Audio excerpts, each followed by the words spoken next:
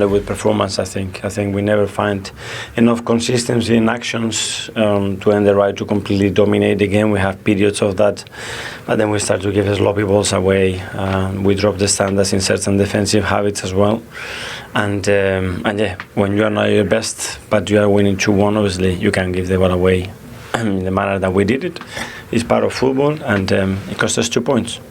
It's been an intense past week for you, starting in Madrid and then at Ipswich on Sunday and then 3 days later again tonight. Has that played a part in perhaps some of those errors and performance that you've alluded to tonight? It can be very difficult. We will never know, but certainly the standards are required in the Premier League to dominate many aspects of the game that we should have done better today, weren't there. And then, yeah, the game is always in the air for the position to hurt you if they have the quality to deliver, and especially on the goal that they scored, the second one, they found that. It's always difficult to find perfection, but there was a sense perhaps around the stadium tonight amongst fans and maybe sometimes the players that minds might be elsewhere. And would that be forgivable looking at what lies ahead for you? No, because we require the consistency in the competition that we play to be at our best, and sometimes the opposition, and today I think they were very organised and they deserve the credit, but as well we have to be critical with ourselves and look what we have to do much better. I think it's fair to say that both William Saliba and David Raya have been brilliant at times for you this year, but did you get punished for errors, and are those the type of errors you have to rule out at the highest level? Yeah, for sure. I mean, that's going to cost you points that we don't have, but they're a part of football. It's damaging, but I think that's part, and I think we have to accept when we play that those errors can happen. It's a huge week that lies ahead. You have 6 days now. How do you go about that preparation and managing the expectation that is in this part of North London? With massive enthusiasm, because we play the most important game of the season in 6 days, and we need to recover, get the energy back, and full focus on that game.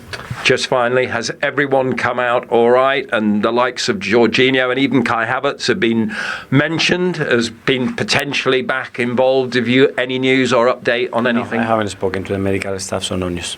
Well done. Good luck. Take care. Thank you. Next week for, as he says, the biggest game of the season so far. But do you think, Theo, there is, as well as the frustration and disappointment, there is anger there as well from Mikel Arteta about how his side have failed to have that consistency that they really needed to push Liverpool? You could clearly see that, couldn't you? I mean, it's all I know is I don't think Mikel's not the type to get distracted by other games at all, but it was completely out of character. You spoke about performance. It was the patterns of play, everything wasn't there. It was too safe, too many mistakes. And have we seen this too many times now? No, 13 draws. And this is what I'm saying about going into another game in bad habits, and he needs to get those bad habits out of the system, because like Jamie was saying, there's been too many draws, there's been too many mistakes by certain players which you wouldn't expect in difficult situations. And the fixtures, you can see there the results.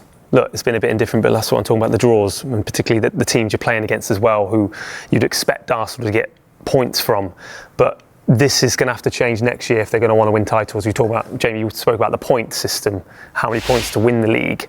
Nowhere near at the moment if they want to win the league, right, with points. And do these drop points that we've seen consistently over these challenging few weeks and months, does that all play into this concern that for us, they still are going to have a bit of a headache before this season is out? Yes, they've got the Champions League games that will almost take care of themselves.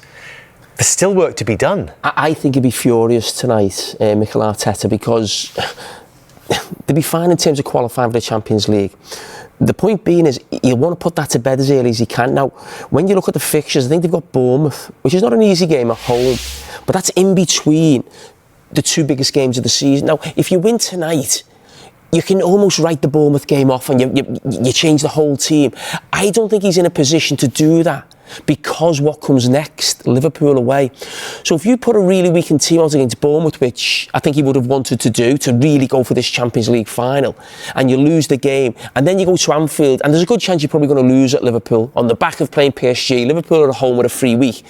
If you lose the next two games, the others are a point or two behind you.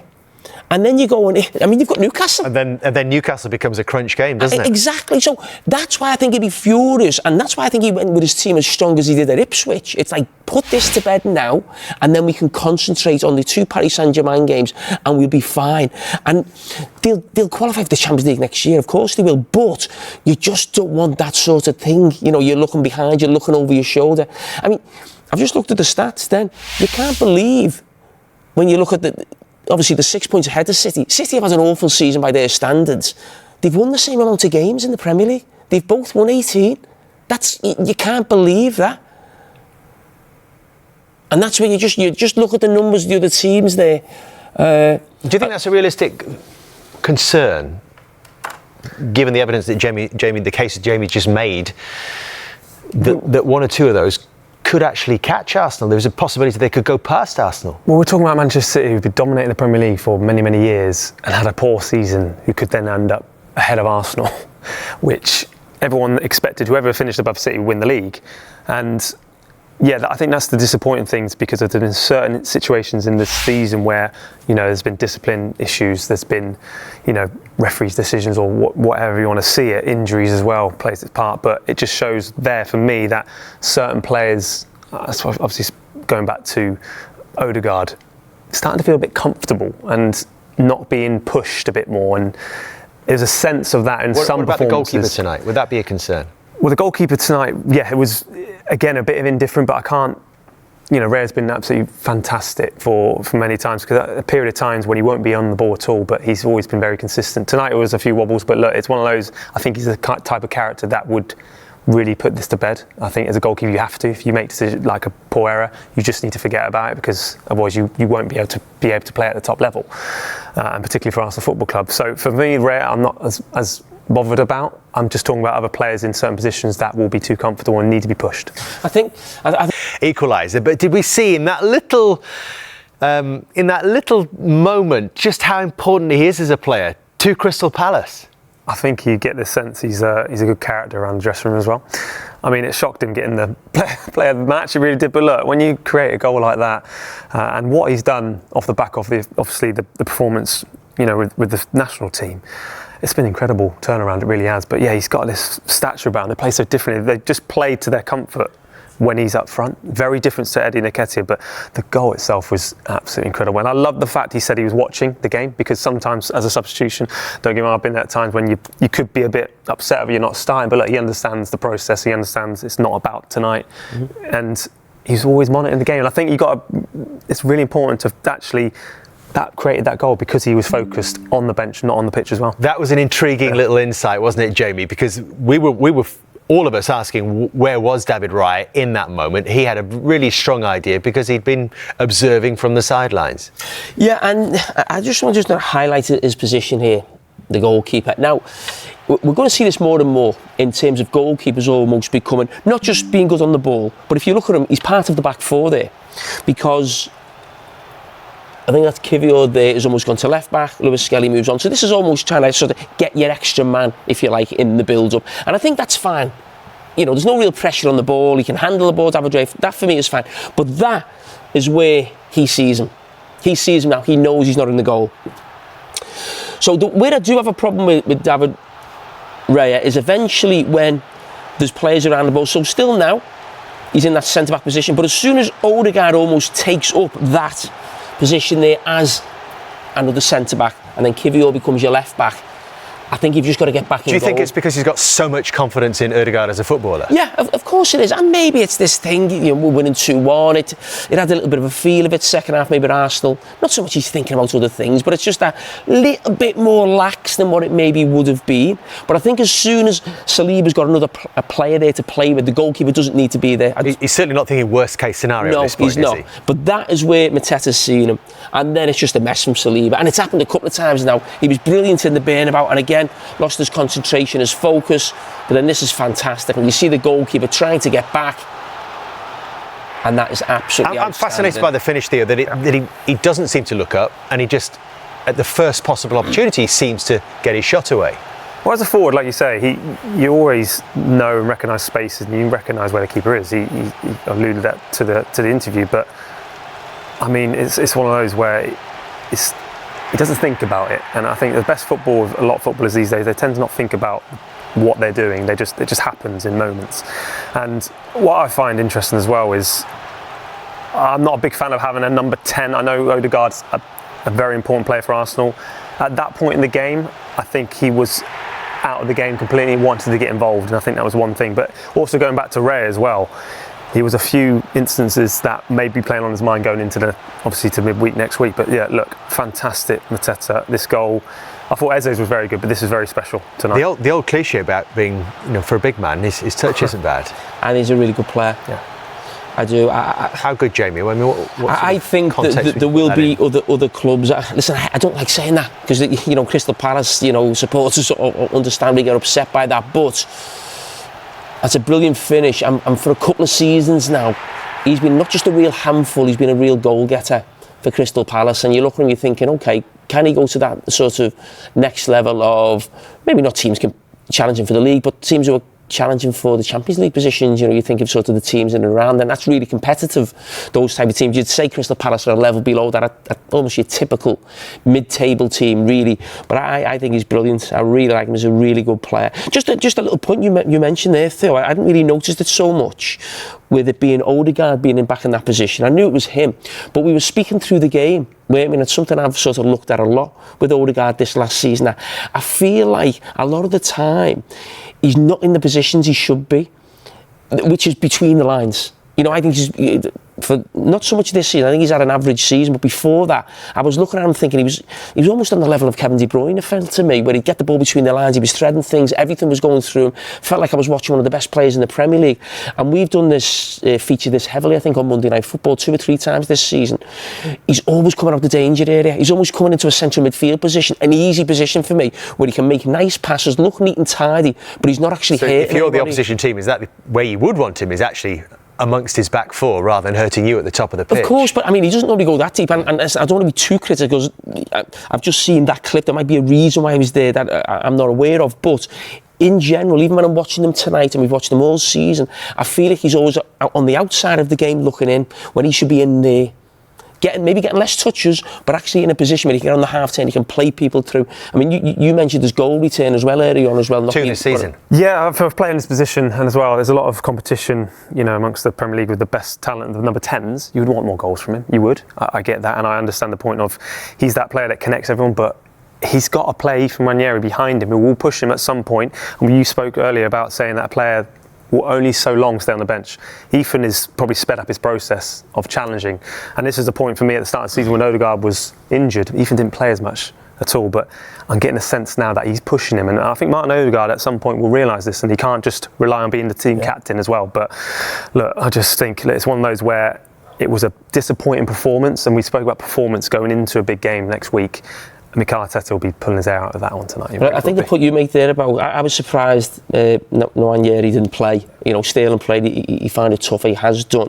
But we were speaking off air, what you've just mentioned in terms of, sometimes the only problem Arsenal have got with Ranieri is he plays in the same position as the best player, which is Saka. And eventually you've got to find us, one of them's got to be the number 10, probably eventually. And I think for another 12 months, they can move that around, mix it around, give Ethan a few more games, a bit more game time, but eventually it's going to be like, I want to play. And I do think one of them is going to end up being that Odegaard position in the next sort of 18 months. Well, that Mateta goal made it 2-2, and there was still time for some nervy moments for the Arsenal crowd and some exciting moments if you were watching this on Merseyside tonight, because remember, another goal at this stage was going to hand Liverpool the title. And here we go, 91st minute, and this had a couple of people squeaking in the studio, let me tell you as well. Theo, what happens here?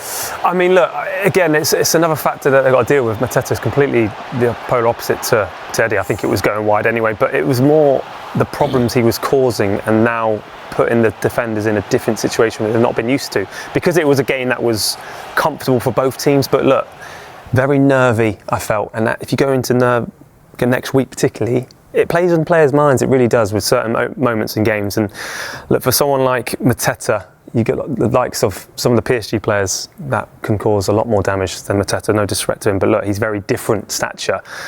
But you'll be watching that very closely and know, the weaknesses of Arsenal. So they were the crucial moments towards the end of the game, but let's wind it all the way back to the start, and Arsenal relying on a good old set piece. Yeah, and they're absolutely brilliant at them. And if you just look at this, we couldn't show this in all of it because of the time constraints at half time. But I just wanted to look at it. It is Kiwior. There's the goal scorer with the taker, Odegaard. So you can see everybody's set. So he's gone right over.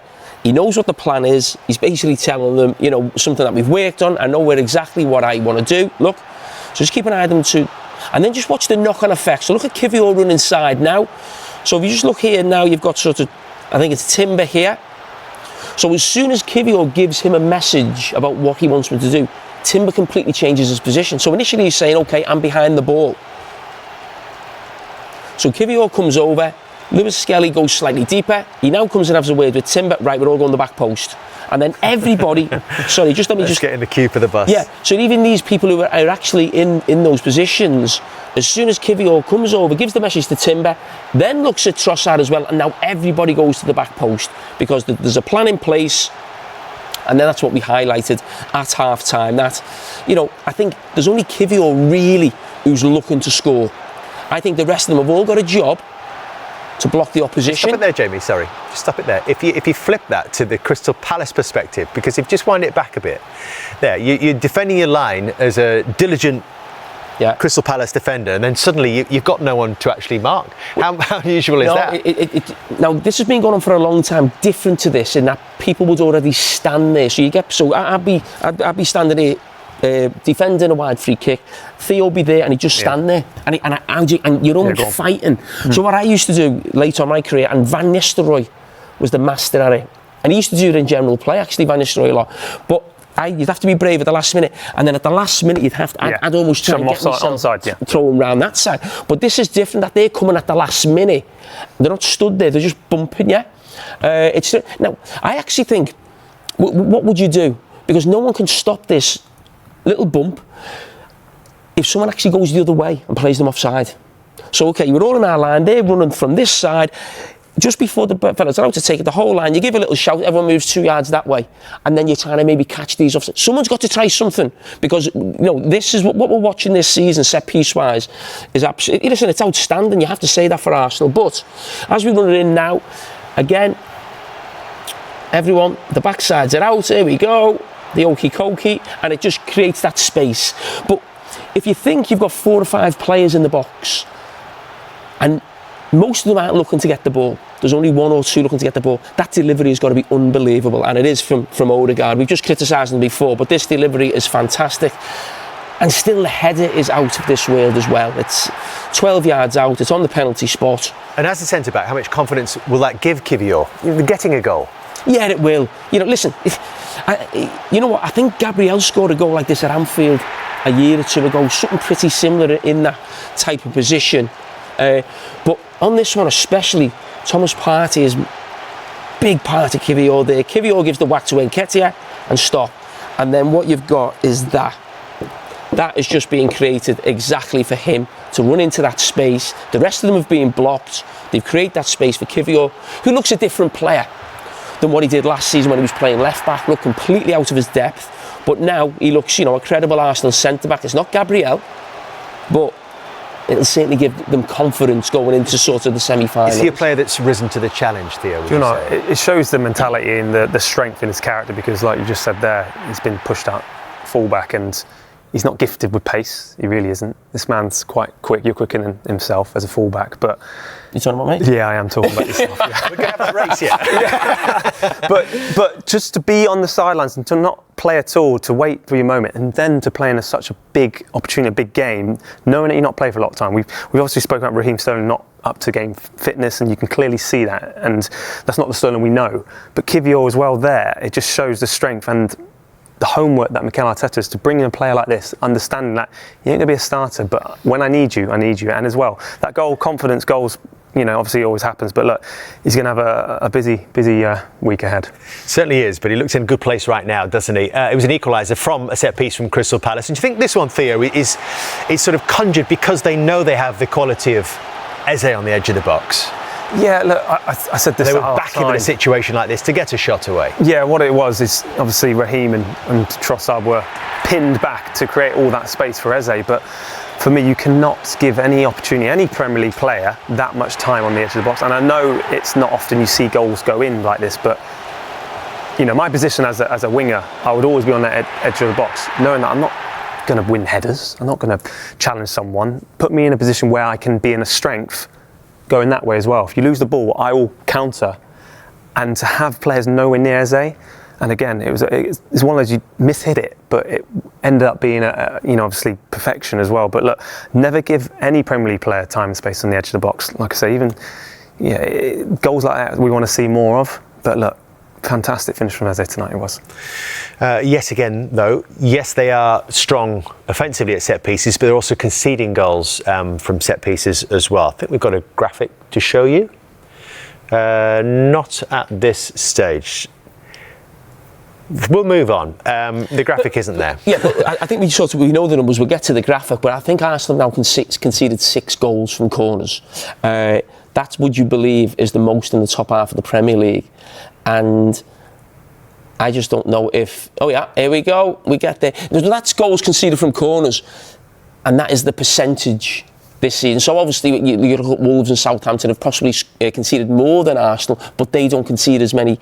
They have to defend more corners than Arsenal. So in terms of a percentage, there's only Manchester United who are actually worse than Arsenal this season, set piece wise. So when we make a big deal about the set piece coach, he's absolutely out of this world in terms of going forward, but they've got a big problem defensively. So should we be cutting his wages in half? Or I mean, do they need a defensive set piece coach? Maybe that's the way it goes, isn't it? Yeah. No, a couple of guys bouncing up and down on the sideline. No, but I feel like it's been one of the stories of the season, rightly so. I mean, even tonight, the delivery, Kivior talking to players, people blocking people, getting the delivery right in the right position, the header, it's unbelievable. You feel like every game you go into, Arsenal are going to score a goal on a set piece, or they come very close to score it.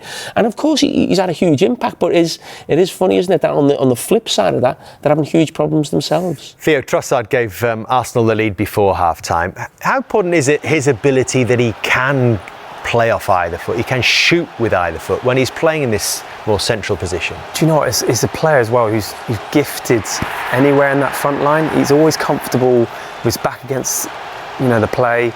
His first touch is absolutely outstanding to kill the pass with that much pace. But as well, because he keeps people guessing on when he plays on the left hand side, you're never quite sure if he's going to go on the inside or the outside.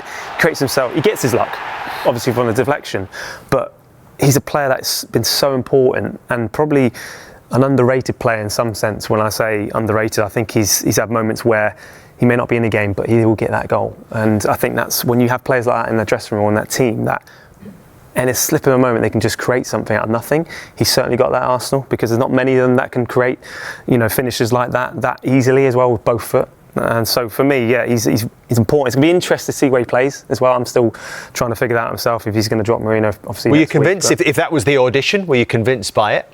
I mean, he gets the goal, yeah. I mean, it's one of those, you put yourself in that position to get a goal. He's done his job.